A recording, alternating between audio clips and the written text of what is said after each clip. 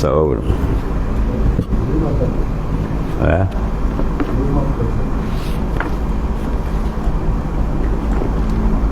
Bismillahirrahmanirrahim. Babu ma jaa fi salati ila rahilah. Situ.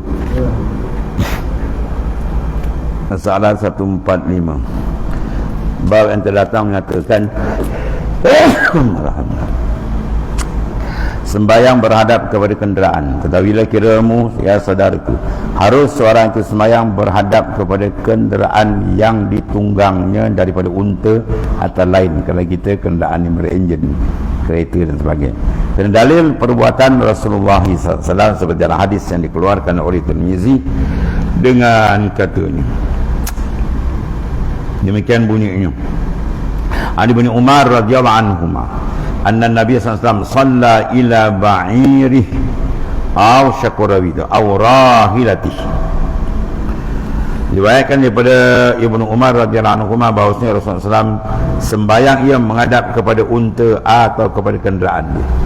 Ya, kedua apa kenderaan? Unta, kuda, himar, ya. Jadi maknanya menghadap di depan dia tu, seolah jadikan macam seterah lah. Itu tak apa. Guna masalah sembahyang berhadap kepada binatang apa hukum? Kata Abu Isa Tirmizi ialah hadis. Dalam masalah 145 ini perkataan setengah daripada ahli ilm.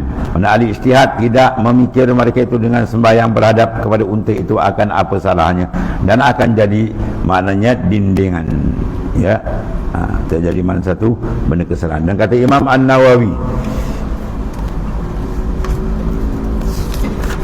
An-Nawawi, di dalam syarah Muslim, syarah Sahih Muslim, maka pada sepotong hadis dalam masalah 145 itulah dalil atas harus sembahyang berdindingkan binatang, mana jadikan sutra, dan harus yang hampir dengan unta. Kemudian kita gajang itu sudah. Ya. Bersalahan sembahyang di tempat tidur unta itu lain, maka itu makruh kerana beberapa hadis yang sahihah. Sahihah maknanya hadis yang banyak lah, yang sahih dipanggil sahihah. Ya, biasa hadis sahih ni apa sahihah tu kerana beberapa. Bila berapa makna jamak. Bila jamak kaedah kita wa kullu jam'in muannasun. Tiap-tiap jamak tu muannas gitu. Ya. Sebab Imam Syafi'i kan, satu ketika dia nak berdebat ni, dia seorang, ramai lagi ulama lain, ramai nak berdebat dengan dia, ya. Bila orang tanya dia, tak takut, ramai ulama kata. Dia kata wa kullu jam'in muannas. Tiap-tiap ramai tu semua muannas, perempuan ni dia. Kalau orang lelaki dia seorang ni dia. Dia ramai-ramai tu perempuan ni dia. Ya, senyap juga. Senang dia jawab wa kullu jam'in muannas. Tiap-tiap jamaah muannas. Jadi bila hadis banyak kan, kata beberapa hadis itu digunakan lafaz sahihah. Kalau satu sahih, ya, banyak dengan sahihah. Pada tegar demikian. Dan kata setengah ulama adalah sembahyang berhadap kepada binatang itu dimakruhkan dia oleh syarak kerana mendatangkan was-was. Di mana-mana illat tu berpusing keadaan dia. Al-illat taduru ma'al ma'lul wujudan wa adaman. Terkait dalam fiqh tu. Illat dengan maklul. Ya, sebab dengan benda disebabkan. Ya, maka ikut. Kalau sebab jadi begini, jadi begini. Kalau sebab tu begini, jadi begini. Kalau sebab tak ada wah-wah, tak ada apa, tak ada masalah. Kalau rasa ini kan kena ganggu, takut wah-wah, mengganggu hati, jadi makruh. Itu ada. Jadi benda-benda ni hukum ijtihad, ya. Barangkali undur ia, undurai bukan macam dapat. Barangkali undur ia, ya, dia bergerakkan daripada tempatnya dan melanggar orang yang sembahyang pula, satu hal pula, atau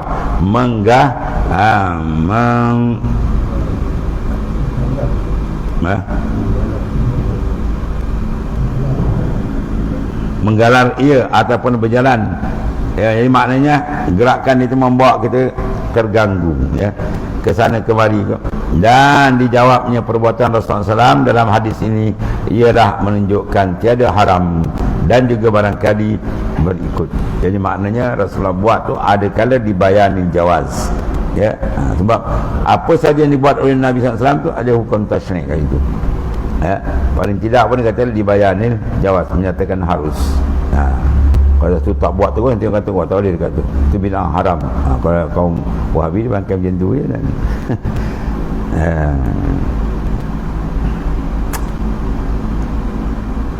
kaedah Wahabi yang tak dipakai oleh ulama lain apa? At-tarku yaqtadi tahrim. at-tarku, mana tak buat, Nabi tak buat, itu melaki haram. Tak buat haram, tak buat haram. Oh, semua haram. Ya, banyak berat dia.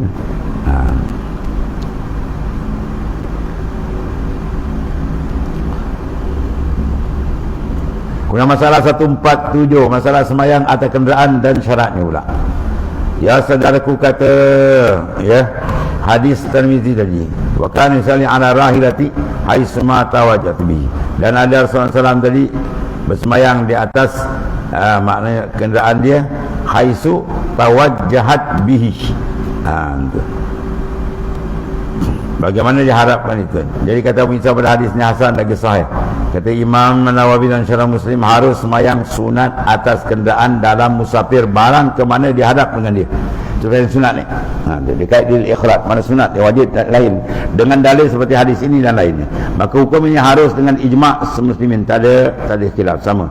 Dan syaratnya bahawa tiada ada musafir itu kerana maksiat. Sebab rosa yang kita nak ambil mesti jangan buat maksiat. Ar-ruhas la tunatu bil ma'asi. Segala rosa syarak dia tak bagi pada benda maksiat. Dan tiada harus tarakhus, mengambil maknanya rosa tadi, kemudahan ataupun keringanan dengan satu daripada rohasus safar bagi orang yang maksiat. Dan rohasus safar banyak kan, semayang boleh jamak, boleh kasar, jamak boleh, kasar boleh, ya. Apa lagi, puasa dia boleh, berbuka dan sebagainya lah, banyak. Maka semua tu tak boleh ambil bila dia nak pergi tempat-tempat maksiat. Tujuan di tempat maksiat dah boleh dengan safar dia tadi. Maksiat dengan safarnya, ya, maksiat bis safar.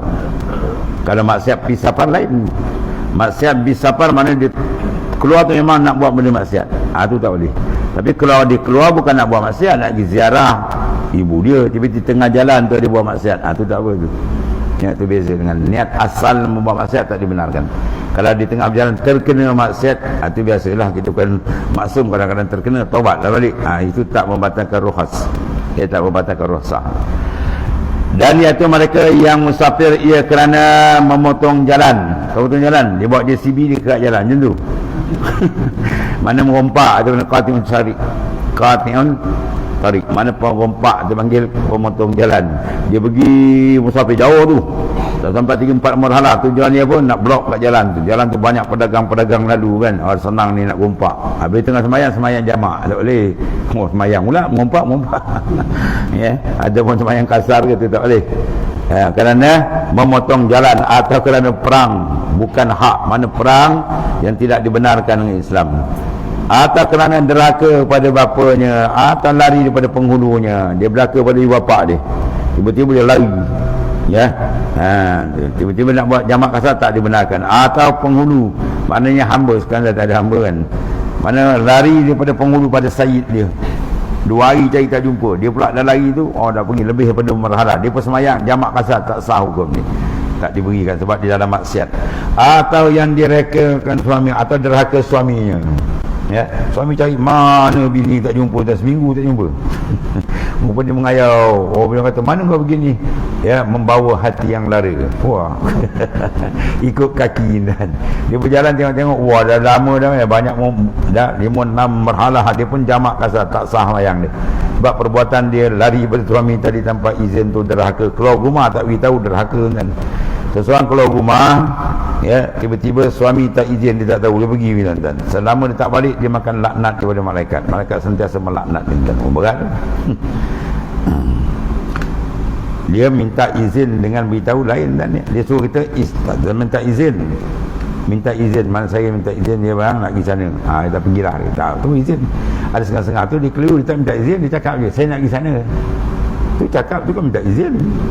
Tu beritahu. Memaklumkan dengan minta izin benda yang berbeza. Ya, dia beritahu je, saya nak pergi Muar kejap, saya nak pergi Johor kejap, saya nak pergi Melaka kejap, saya nak pergi KL kejap, kata misalnya dia beri maklum. Dia tanya tak izin tak suami, kami tak beritahu lagi. Di tengah jalan suami kata, bila aku izin balik, kata. Wow, dah jauh nak balik pula, malah balik, iya jalan je lah. Dia perempuan gila panggil. Perempuan tu panggil perempuan gila panggil. Kalau degil sangat, tuan-tuan jangan marah sangat, ya, marah lah, tapi tambah satu lagi. Perempuan ajar macam tu je, degil sangat tambah satu lagi. Kan cari yang tak gila pula kan. Macam tu je. Sebab tu petua tuan guru saya lah, bukan fatwa, petua. Dia perempuan kata jangan cerai, tambah tak apa. Tambah tu slow ni, tambah tak apa.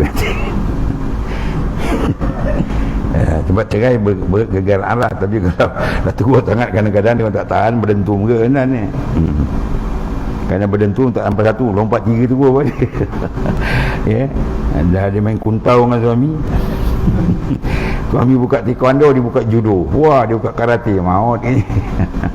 Ya, perempuan ni yang baik, dia banyak mengalah je. Jangan bertikam lidah. Suami kata gini, ayah minta maaf, habis cerita kan. Suami kata gini, dia kata gini. Suami kata gini. Wah, dia pula naik tekong. Kena yang kepala angin berlepuk tu kepala gini, tak pasal-pasal kan. Tu jadi celengkan bodoh ni.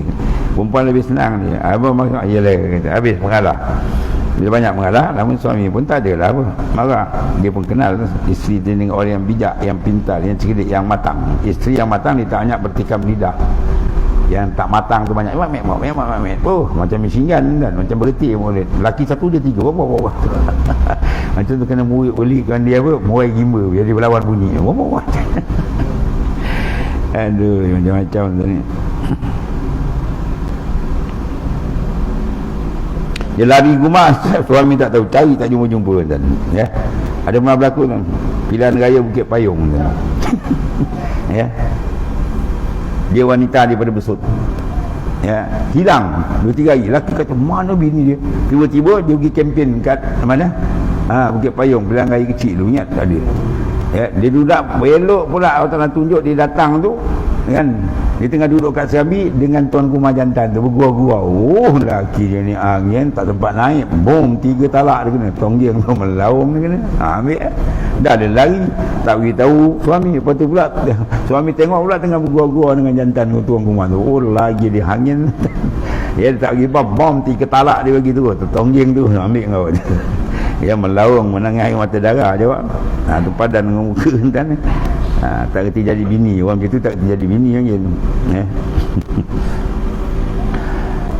Kemudian 148, satu lagi. Sembahyang atas kenderaan pada musafir panjang ke atau pendek? Apa mana panjang? 2 marhalah. Pendek tak sampai 2 marhalah. Itu maksud dalam fiqh itu. Ataupun di nak mana-mana boleh. Nak pergi Melemau pergi sembahyang kan? Boleh ke? Atau macam mana? Kita bersini. Dan kata Imam Nawawi bersamaan juga. Dalam masalah sembahyang begini sama je. Musafir panjang ke 2 marhalah atau pendek tak sampai 2 marhalah, maka harus sembahyang sunat atas kenderaan pada semuanya, tak kira panjang pendek. Di sisi kita Syafi'i dan di sisi jamhur kebanyakan ulama lain, dan tiada harus di dalam negeri. Jalan negeri dan kampung tak boleh kata. Dan daripada Imam Malik bahawasanya tiada harus melainkan pada safar yang boleh kasar. Yang maknanya sampai yang jauh lah boleh kasar jamak padanya. Dan inilah kaul yang gharib, kaul yang tidak maknanya ramai pendapat menyokong. Gharib mana dagang. Dan dikayatkan daripada Syafi'i rahimahullah ta'ala. Jadi mana itu ada kekhilapan di kalangan ulama. Mana sembahyang boleh atas kenderaan. Cuma kita kalau atas kenderaan mana diikut sembahyang sunat. Kalau wajib dia kena pastikan sentiasa menghadap kiblat sampai akhir. Summa qalu wallahu a'lam. Bismillahirrahmanirrahim. Alhamdulillahirabbil alamin. Wassalatu wassalamu ala asyrafil anbiya sayyidina wa maulana Muhammadin wa ala alihi wasallam. Allahumma ighfir lana ya Allah sallam. Sunna fima baka al-majal fa inna khaira kulluhu jadi wa anta bina raufur rahim. Allahumma ighfir lana ya Allah sallam fa inna khaira kulluhu. Allahumma ighfir lana wa sallallahu ala sayyidina Muhammadin wa ala alihi wasallam. Alhamdulillah.